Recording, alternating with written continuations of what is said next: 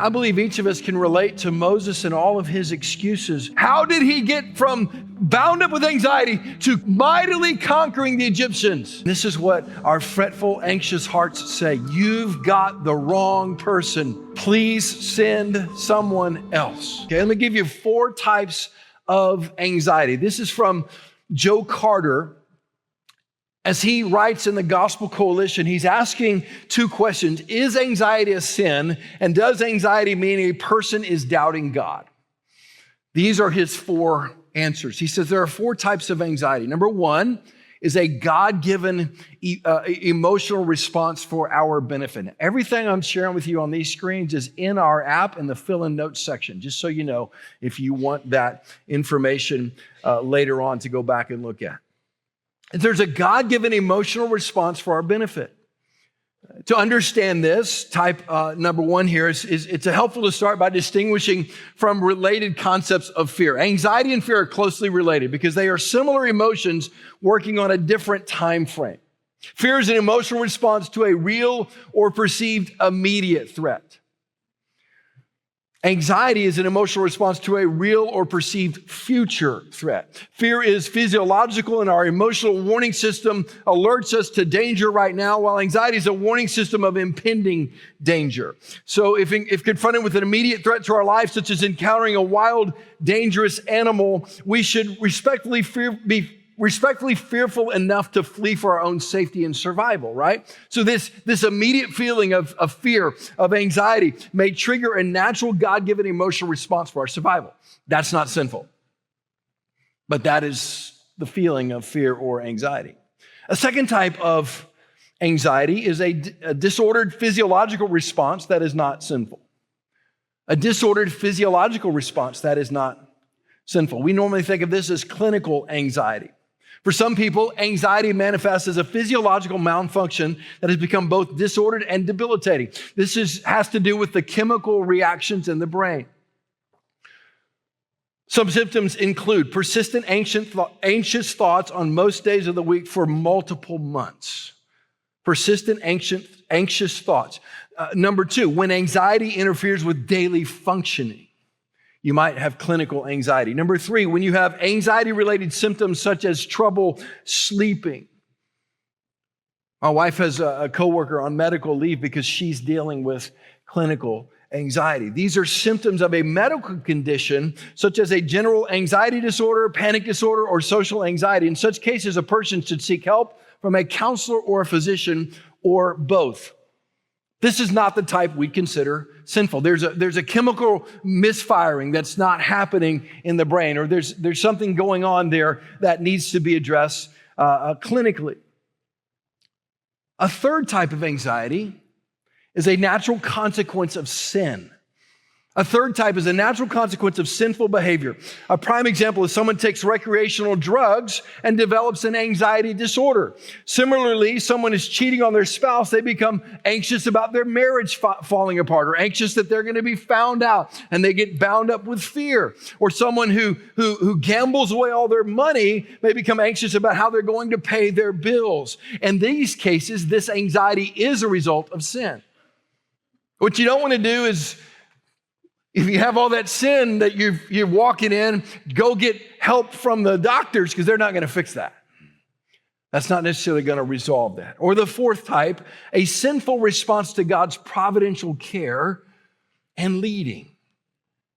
A sinful response to God's providential care and leading. This fourth type is an anxiety that results because we lack trust in God. This is going to be the most common one amongst us as followers of Jesus. We see this in the life of Moses, and I want to express it. I want to study it for a minute. So this is that next 4. We did 7 and 4. Now we're going to do 4. 4 things that anxiety says to our lives. And we see them in Moses' life when God is calling him to go back to Egypt. And notice his response. It's one full of anxious fear. Remember in Exodus 2, remember the story, verses 14 and 15. Moses has killed an Egyptian and he gets afraid. Look at it. Moses was afraid and thought, surely this thing is known. When Pharaoh heard of it, he sought to kill Moses, but Moses fled from Pharaoh and stayed in the land of Midian. He was afraid of Pharaoh, so he goes out and he goes to Midian and becomes a shepherd there and starts his family. Moses is afraid, right? But in Exodus 3, notice the fear that really comes forth in his life. Consider the four things that anxiety says, because God says, hey, I want you to go back to Egypt and stand before Pharaoh, and here's what I want you to do. Well, notice the fretful and anxious heart, what it says. Four things here. Number one, who am I to do this? Who am I to do this? Have you ever felt that way? God says, hey, Moses, I want you to go to Pharaoh, right? And Moses' first reply for God's plan for his life is, who am I that I should go to Pharaoh and bring the Israelites out of Egypt? He's saying, God, I'm small, I'm nobody, I'm useless, you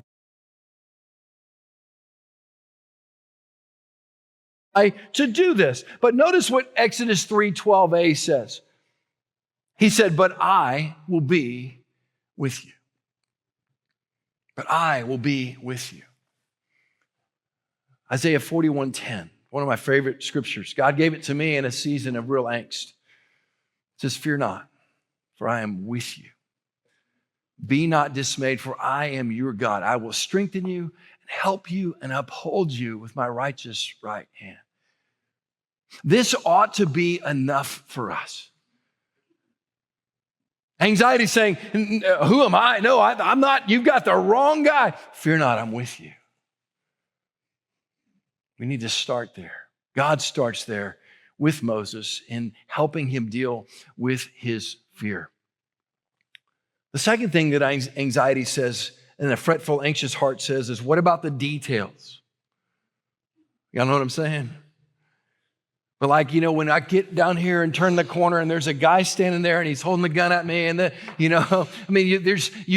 what about the details 2 to 3 weeks from now that I can't control? I need to know today what's going to happen 17 days from now before I will move an inch forward. That's how bound up we can be in our thinking, and therefore we go nowhere because we're worried about all the details.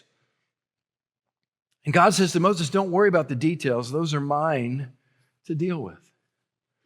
Moses is like, what should I tell him? I mean, what should I tell him? What God is sending me? I just need to know all the details here. Moses, I got the details. I think the Lord would say that to us. I've got the details. A fretful, anxious heart, number 3, says, I'm inadequate. I'm inadequate. Oh Lord, I have never been eloquent, neither in the past nor since you've spoken to your servant. I'm slow of speech and tongue because I stutter. Moses is like, you got the wrong guy. I'm inadequate to go and speak before a king. But God, here's what he says. He fires back, Exodus 4:11 and 12. Then the Lord said to him, who has made man's mouth? Who makes him mute or deaf or seeing or blind? It is not I, the Lord. Is it not I, the Lord? Now therefore go, and I will be with your mouth and teach you what you shall speak. Right? So he's saying, who am I to do this? And what about all the details? And I'm really inadequate. And then he really gets honest. And this is what our fretful, anxious hearts say. You've got the wrong person. Oh Lord, please send someone else. Ever been weighed down by God with a mission? I mean, you're like, you got the wrong person here. God, you know me? I mean, do you really know how inadequate I am? Do you know what I struggle with? You know all my fear. You know all my sin. And you're telling me to do what? That's crazy. You've got the wrong person. Lord, please send someone else. See, I believe each of us can relate to Moses and all of his excuses. And the Lord says, all right, I'll bring Aaron alongside you, but you're still going to go fulfill this mission. Do you relate to Moses? I do. But notice what the writer of Hebrews says about Moses. Hebrews 11:27, by faith he left Egypt, not being afraid of the anger of the king, for he endured as seeing him who is invisible. Are we talking about the same guy? This is on the backside. He's got 10 plagues behind him. The Passover, the angel of death has passed over. They plunder the Egyptians. They're walking out. And the writer of Hebrews says, by faith, he left Egypt, not being afraid of the anger of the king. Listen, for he endured as seeing him who is invisible. How did he get from bound up with anxiety to mightily conquering the Egyptians? He was still before the Lord. He was still before the Lord. He was still before the Lord. He endured as one seeing him who is invisible. He met with God, and God brought him through. This lack of belief in God's providential leading and care will keep you bound up and from fulfilling God's purpose for your life. That's why I gave you the punchline first. The call in the midst of all that angst is be still before the Lord and wait patiently for him. So we're reminded here of the antidote to fear and anxiety, and that's faith. It's what God gives us. He invites us to sit with him and to know him and to commune with him. This lifted life we talked about.